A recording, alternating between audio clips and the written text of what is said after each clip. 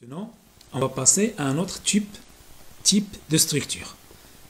Toujours dans le cadre du composé de type AB. Alors, c'est la structure de type NaCl. Dans cette structure, on a les ions chlorure qui forment un cubique à face centrée.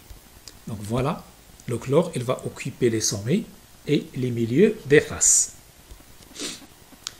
Par contre, le sodium, il va occuper les sites octaédriques. Et comme vous le savez, la dernière fois, lorsqu'on a étudié les structures métalliques, les positions des sites octaédriques, ça correspond au milieu des arêtes, le milieu de tous les arêtes, plus le centre du cube. Donc, il représente les positions des sites tétraédriques, plutôt octaédriques. Voilà, je ramène les ions sodium sur ces positions. Je rappelle toujours que la taille de l'anion, elle est plus grande que celle du cation. Je passe à la projection sur le plan X ou Y. Alors, je commence par les sommets. Donc voilà, j'ai un ion chlorure situé sur Z égale 0 et un situé sur Z égale à 1. Et pour les 8 sommets. Voilà la projection des sommets. Ensuite, je passe à la projection du milieu des faces. Donc la face qui est derrière, elle sera située à ce niveau-là. Et je mentionne qu'elle est située à Z égale à 1,5. De même pour cette face qui est à gauche, la face qui est à droite et la face qui est devant nous. Ils sont tous situés à Z égale à 1,5. Pour la face d'en haut et la face d'en bas, lorsque je fais la projection, voilà, elle sera située là. Et je vais mentionner Z égale 0 et Z égale 1. Voilà, j'ai fait la projection du chlore. Et maintenant, je passe à la projection du cation sodium, le Na+. Donc, je fais la projection de cet atome avec celle-là et je vais l'obtenir à ce niveau-là. Elle est située à Z égale 0 et Z égale 1. Je passe au milieu de ces deux arêtes-là qui sont à droite. En faisant la projection, ça donne la même chose. Donc, elle est confondue avec le milieu de cette face lorsque je fais la projection, mais je dois mentionner que le Z, elle est différent. Vous voyez là, pour le chlore, c'est Z égale 1,5 et là, Z égale à 0 et 1. La même chose pour ces deux sodiums-là, ces deux, celui-là, avec ce sodium. Donc, ils seront situés là. Et je mentionne 0 et 1. Les deux autres, c'est ce sodium avec celui-là. Et je les mentionne ici 0 et 1. Et maintenant, je passe aux autres sodiums qui sont situés sur les arêtes verticales. Donc, ils seront confondus avec les sommets du cube. Et la différence, c'est par rapport à Z. Ils sont tous situés à Z égale à 1,5. Donc, j'ai 4 arêtes verticales. Donc, une arête verticale, la voilà, la deuxième, la troisième et la quatrième ici. Et je dois mentionner à côté, je ne l'ai pas fait ici, mais je dois mentionner la légende. Donc, le cercle, ça correspond au chlore. Et le petit sphère bleu, je le dessine, 2 points, ça correspond au sodium. Quelles sont les coordonnées? Alors, pour l'ion chlorure, le Cl-, donc les sommets, ça correspond à la coordonnée réduite 0, 0, 0. Donc, comme j'ai dit tout à l'heure, 3, 0, ça correspond à 8 positions. Les faces, si je prends la face qui est perpendiculaire à l'axe des Z, ça veut dire cet ion et celui-là, le centre de ces faces. Donc, elle est située à 1,5 par rapport à X, 1,5 par rapport à Y. Et 0 par rapport à Z. Et 1. Mais le 1, il est équivalent à 0 pour les coordonnées réduites. Donc, 1,5, 1,5, 0. Et cette coordonnée-là, elle génère deux positions. Ça veut dire cette position et celle-là. Maintenant, si je considère les faces qui sont parallèles, plutôt qui sont perpendiculaires à l'axe des Y. Donc, pas perpendiculaire à l'axe des Y, je fais la projection sur l'axe des Y, ça donne 1,5. Vous voyez, ça donne 1,5. La projection sur l'axe des X, sur l'axe des Z, ça donne 1,5. Et la projection sur l'axe des X, ça donne 0. Donc cette coordonnée-là, ça correspond au milieu des faces qui sont perpendiculaires à l'axe des X.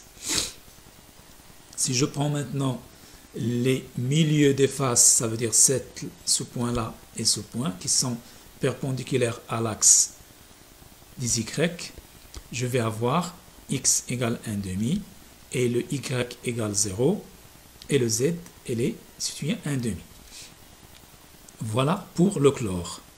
Si je passe maintenant pour le sodium. Alors, le centre du cube, c'est plus clair. Il est situé à 1,5, 1,5, 1,5. Et si je prends maintenant cet atome-là, cet ion plutôt, avec celui-là, avec ce troisième, avec ce quatrième. Si je cherche les coordonnées réduites de ces 4 points, elles sont identiques. Donc, ça correspond à 1,5 par rapport à X, 0 par rapport à Y et 0 par rapport à Z. Donc voilà, cette coordonnée-là, elle correspond à ces 3 ions qu'on a signalés. Si je prends cet ion, ce sodium, avec ce sodium, avec ce troisième et ce quatrième. Elles sont situées à 1,5 par rapport à Y, 0 par rapport à X et 0 par rapport à Z. Donc, cette coordonnée-là, elle génère 4 positions qui correspondent aux ions sodium que je viens de signaler. Les 4 derniers sodium, c'est sur les arêtes verticales. Donc voilà ce sodium, ce troisième et ce quatrième sodium. Elles sont situées sur Z égale 1,5. Vous voyez, Z égale 1,5. Si je fais la projection, ça donne X égale 0 et Y égale 0. Elles sont là. Donc voilà les coordonnées réduites pour le sodium. Donc ça correspond aux coordonnées réduites des sites octaédriques qu'on a déjà vu.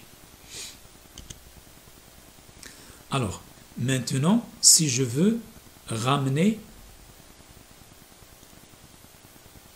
l'origine sur un cation. Donc l'origine sur un cation.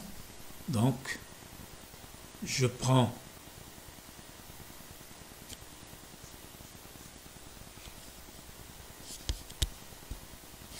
l'une des coordonnées des sodium et je vais rajouter 1,5 pour que ça soit 0. Donc, je le rajoute à ce point-là, par exemple. C'est le point le plus proche à l'origine. Bon, c'est un exemple. On peut choisir ce point-là comme origine. Mais si je choisis ce point-là qui est le plus proche à l'origine, donc je dois rajouter 1,5 par rapport à x. Et ce point-là, ça devient origine. Donc voilà, j'applique la translation t égale à 1,5 par rapport à a. Je peux aussi appliquer la translation 1,5 par rapport à b. Et ce point-là qui devient origine. Sinon, je peux appliquer la translation sur ce point-là. Ça veut dire je rajoute 1,5 par rapport à c. Et ça devient origine. Donc c'est la même chose. Moi je donne l'exemple lorsque je fais la translation par rapport à 1,5a. Donc ce point-là qui était origine, ça devient 1,5. Donc vous voyez 1,5 par rapport à a. Donc je rajoute 1,5 par rapport à x, la position x. Ça donne 1,5. Le y elle est égale 0.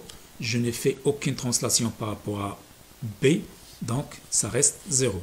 De même, je n'ai fait aucune translation par rapport à z, donc le z égale toujours 0.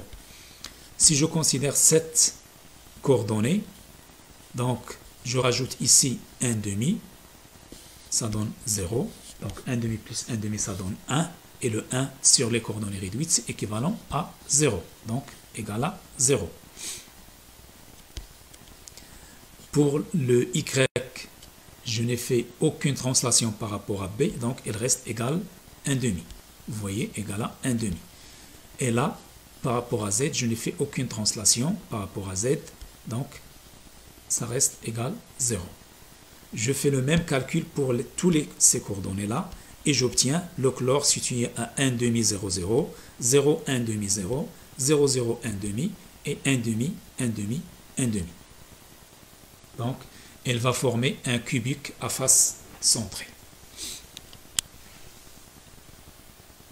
Plutôt, le chlore, elle va occuper les sites octaédriques. En faisant la même chose pour le sodium, j'obtiens les coordonnées suivantes. Donc j'applique la même règle. Je vais donner un exemple. Dans ce cas, la première coordonnée. Donc, j'ai fait une translation de 1,5 par rapport à a. Donc, je dois ajouter 1,5 ici par rapport à x. Ça donne 1. Et le 1 dans les coordonnées réduites, c'est 0. Je mentionne 0. J'ai rien fait par rapport à y. Donc, je garde 1,5.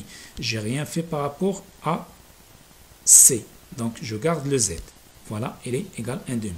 Je fais la même chose pour les autres coordonnées et j'obtiens 0, 0, 0, 1,5, 1,5, 0, 1,5, 0, 1,5.